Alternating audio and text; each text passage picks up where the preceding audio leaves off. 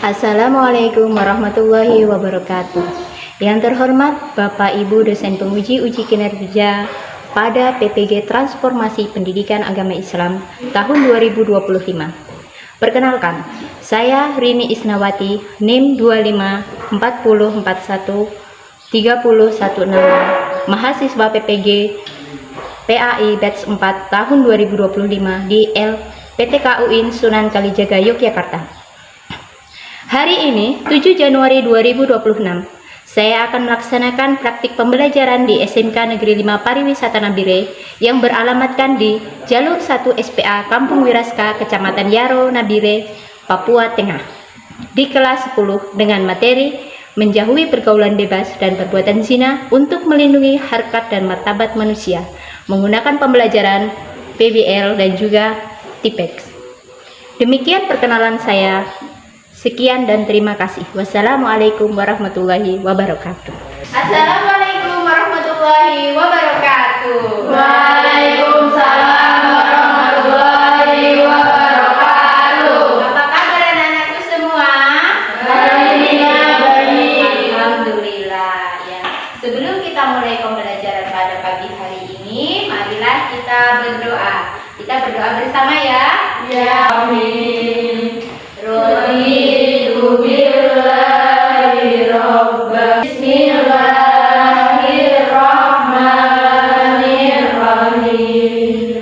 Alhamdulillahi rabbil alamin. Indonesia airku,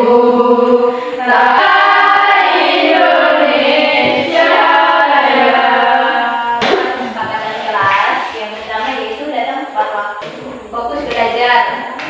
Berarti apa yang muncul dalam pikiran Anda saat mendengar kata pergaulan bebas? Liar kebacaannya liar.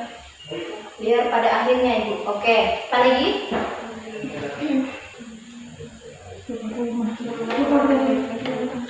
Main terlalu bebas Ibu.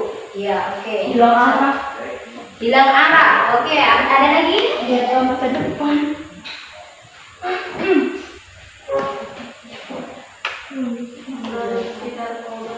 Produksi narkoba Ibu termasuk pergaulan bebas. Oke, itu adalah sebuah contohnya.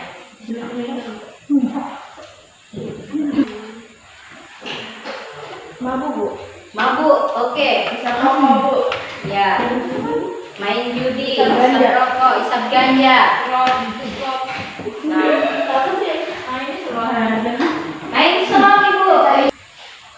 Yang dimaksud pergaulan bebas yaitu perilaku yang dianggap keluar dari batasan norma agama, sosial, dan hukum yang berlaku di masyarakat. Ini seringkali dikaitkan dengan gaya hidup yang terlalu bebas, tanpa kendali diri atau tanggung jawab. Nah, di sini ada kata-kata mutiara. Jangan biarkan orang yang tidak memiliki masa depan mencuri masa depanmu. Nah, jadi seperti tadi yang kalian sampaikan, Ibu main judi, main slot, terus bertingkah laku liar Ibu. Ya, itu semua adalah perilaku yang dianggap keluar dari batasan norma agama. Nah, kemudian apakah mau ice cream tepuk fokus atau kita mau ice cream menggunakan surah Al-Ikhlas ayat 1. Qul huwallahu ahad. Qul walam yakul lahu kufuwan ahad. Bismillahirrahmanirrahim. Minal jinnati wan nas. Oke, terima kasih. Nah, di sini ada Quran surat Al-Isra ayat 32. Ada yang siap membaca? Ya, silakan. Bismillahirrahmanirrahim. Wala taqrabuz zina innahu kana fahishatan wa sa'a sabila. Sadaqallahu aladzim. Nah, di sini, dan janganlah kamu mendekati zina, karena zina itu sungguh suatu perbuatan yang keji dan suatu jalan yang buruk. Quran surat Al-Isra ayat 32. Silakan membaca tentang pengertian perbuatan zina.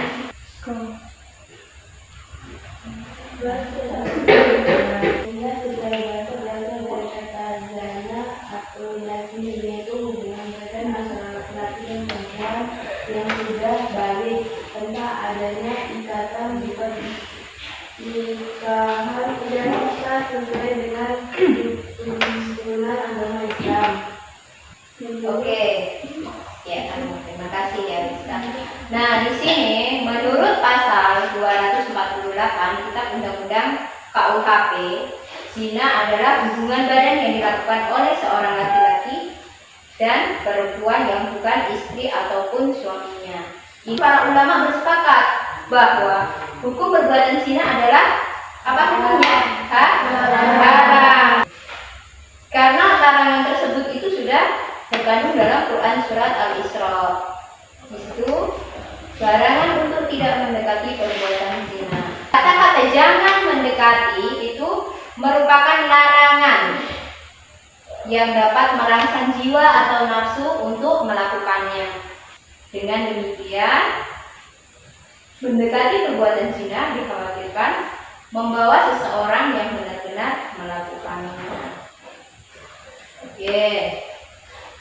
Di sini ada hukum bagi pelaku perbuatan zina. Terbagi menjadi dua, yaitu tergantung pada status ataupun keadaannya. Di sini terbagi menjadi dua, yaitu zina muhsan dan juga ghairu muhsan. Pelakunya akan dihukum dicambuk sebanyak 100 kali dan juga hukum rajam, yaitu hukum mati atau dilempar batu atau sejenisnya. Nah, ini adalah hukum Islam. Sekarang ibu mau tanya, pernahkah kalian mendengar hukum Islam ini dipakai di Indonesia? Di Aceh. Ya, betul sekali. Di Aceh. Di Aceh menggunakan hukum Islam. Pernah melihat orang yang dicambuk berkali-kali. Nah, itu kejadian itu. Oh, di TikTok. Nah, ya. Kejadian itu di Aceh. Didera itu apa, Bu? Didera atau dicambuk? Kayak mati itu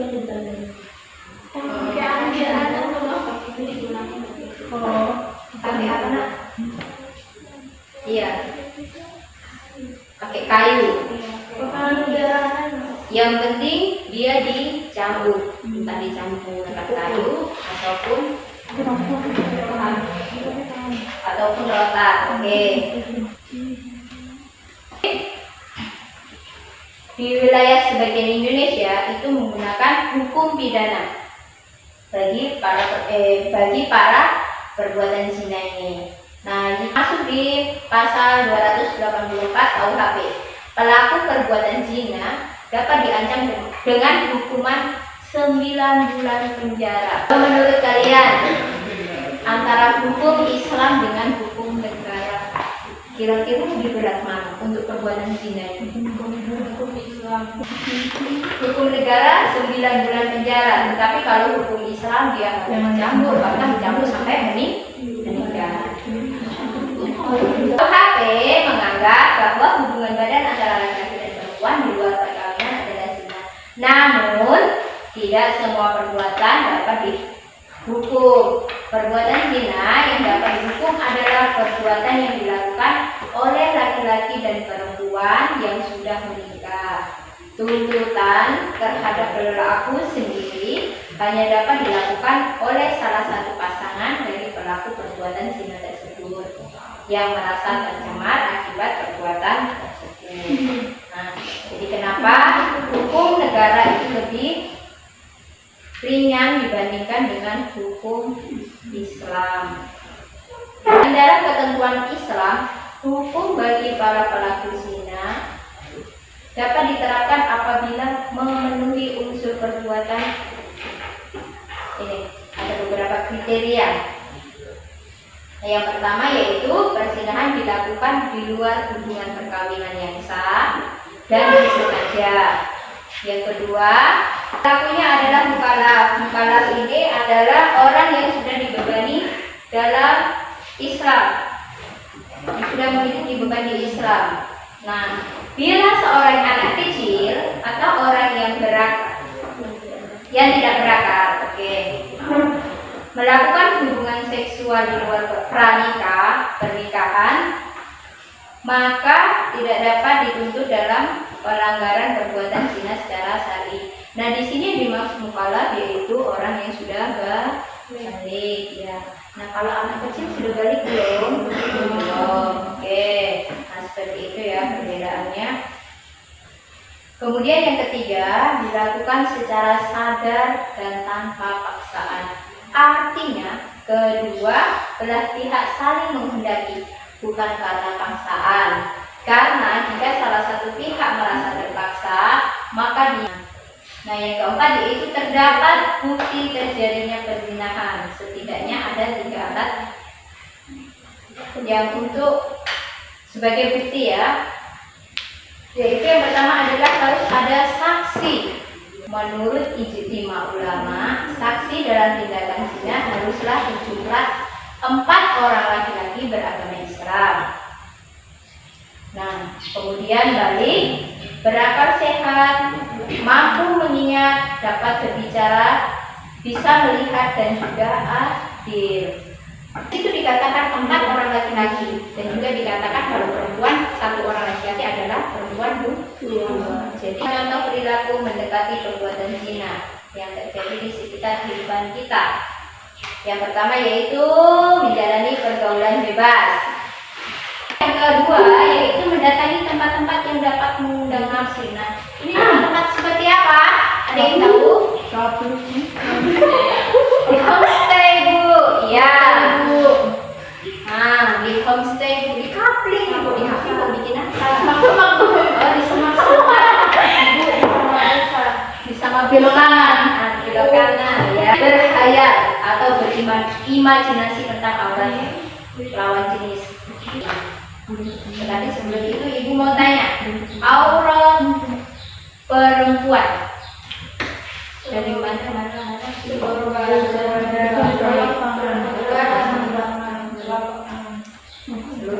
kecuali pada telapak tangan. Kalau aurat laki-laki berarti kalau laki-laki tidak harus pakai baju, yang penting dia pakai celana. Nah, itu sudah menutupi aurat. Menurut Imam Sayuti, dalam kitab Al-Jami, Al-Kabir, perbuatan zina dapat mengakibatkan dampak negatif. Kita masuk ke sini, coba Ibu mau tanya, kalau dampak negatif perbuatan zina itu apa, Nak? Hamil duluan Ibu, ya hamil dulu, oke.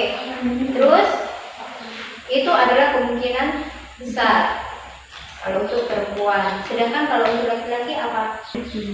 Ya, dampak negatif. Mari kita lihat. Bilangnya dampak negatif itu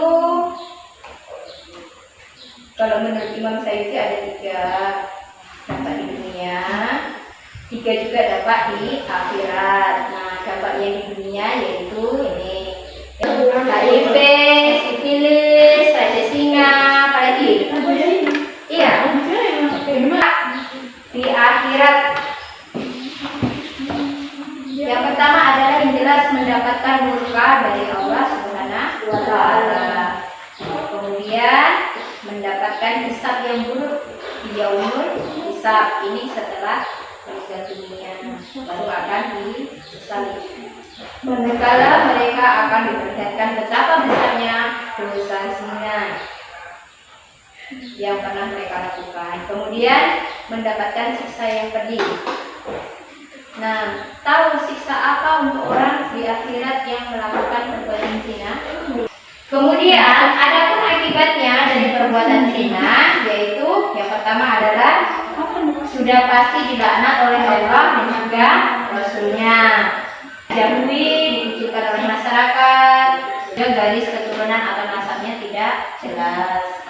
Nah, anak hasil perbuatan zina itu tidak dapat dinasakan kepada ayah biologisnya. Kalau orang yang menikah setelah dia hamil, itu anaknya lahir, memang di kartu keluarga itu menggunakan nama ayahnya, ya. Tetapi di hukum Islam itu tidak bisa seperti itu tidak berlaku. Kemudian anak hasil perbuatan zina tidak dapat menuntut warisan dari ayahnya. Yang keenam yaitu apabila anak hasil perbuatan zina berjenis kelamin perempuan, maka akan mendatangkan persoalan ketika perwalian pada saat pernikahan. Jadi anak hasil zina itu tidak bisa ketika dia menikah menggunakan bapak, walinya adalah bapak, itu tidak bisa. Mereka harus membeli wali atau menggunakan wali hukum, wali negara baru bisa menikah. Oke, mari kita ekspresi. Silahkan menggunakan Canva tentang menjaga diri, step by step menjaga diri. Jadi langkah awal menjaga diri itu seperti apa? Silakan gunakan handphone kalian. Nah, kelompok 2 video pendek. Video pendek tentang cara menolak ajakan negatif. Videonya nanti kita bisa ambil dari TikTok atau Reels itu dia mana? IG. Oke. Kemudian yang kelompok 3 membuat podcast tentang zina di era digital. Waktu sekitar 30 menit.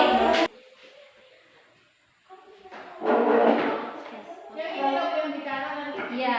Nah, nanti ada yang bicara.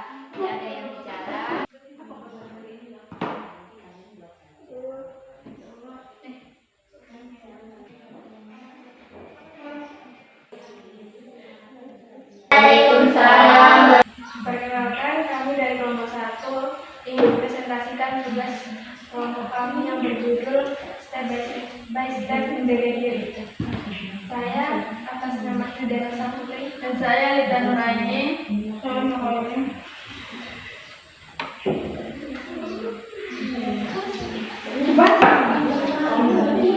Step by step menjaga diri. 1. Selalu waspada. Perhatikan lingkungan sekitar Anda. 2. Gunakan kata sandi yang kuat. Buat kata sandi yang unik dan rumit setiap akun penting Anda. 3. Berpikir positif. Fokus pada hal-hal positif dan kelilingin diri dengan lingkungan yang mendukung. 4. Siapkan alat bela diri opsional, pertimbangan untuk membawa alarm pribadi atau alat pertahanan diri yang lega dan ketahui cara menggunakannya. Apresiasi diri. Hargai diri sendiri dan capai tujuan kecil untuk membangun kepercayaan diri sendiri. Pengingat, tidak apa-apa merasa lelah, istirahatlah sebentar. Istirahat bukan berarti menyerah. Sekian dari kami. Terima kasih. Wassalamualaikum warahmatullahi wabarakatuh. Waalaikumsalam warahmatullahi wabarakatuh. Kami dari kelompok 2 ingin menjelaskan tugas kelompok tentang ajakan negatif. Ayolah kita mencuri, tenang saja tidak bakal ketahuan. Aku tidak mau. Kenapa? Karena mencuri itu tidak baik dan melanggar hak orang lain, dan aku ingin hidup dengan penuh kejujuran. Itu saja dari kami. Terima kasih atas waktunya. Wassalamualaikum warahmatullahi wabarakatuh.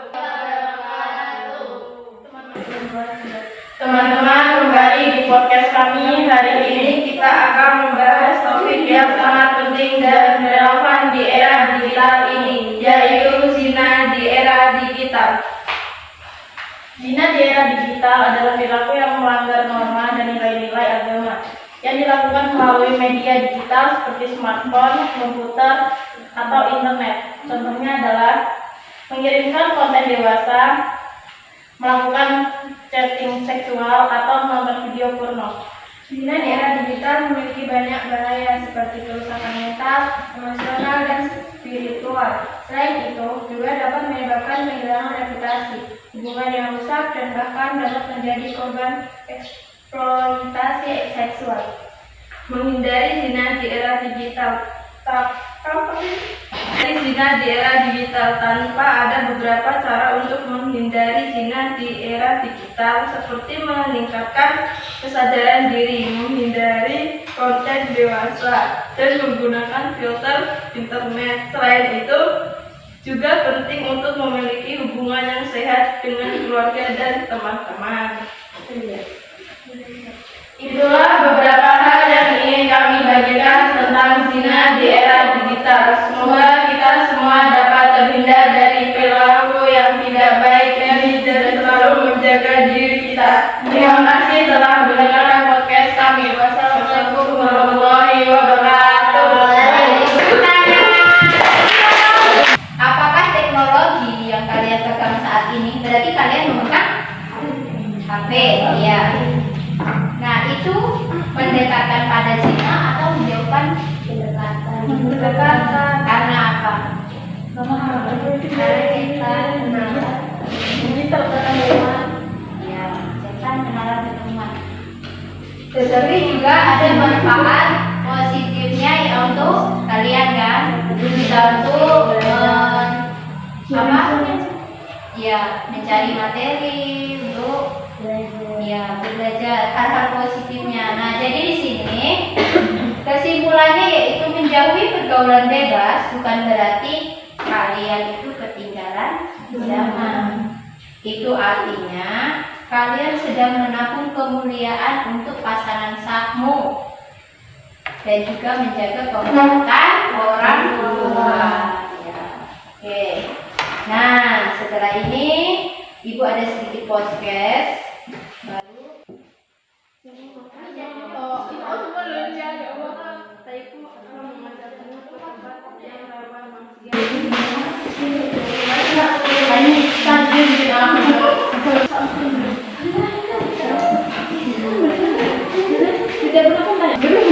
Sudah selesai semua. Ya, alhamdulillah. Nah, sekarang masuk di komitmen pribadi. Nah, komitmen pribadi kalian apa untuk supaya tidak mendekati zina? Oke,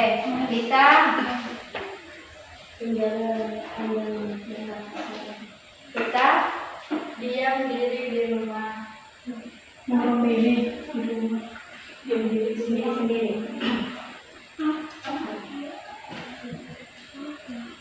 Kita berdiam diri di rumah. oke, lanjut. Ini kan tidak mengikuti pergaulan bebas. Oke, lanjut.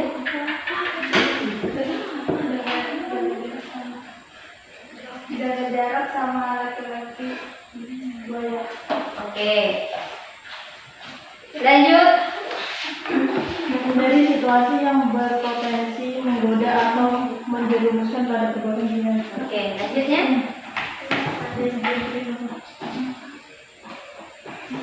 Menghindari teman yang bersikap tidak baik. Oke.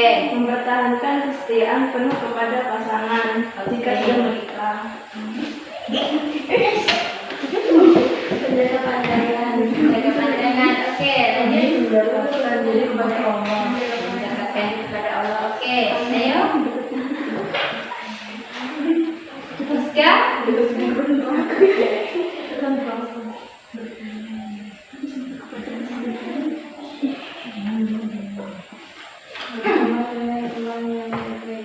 Berteman dengan teman yang baik-baik. Iya.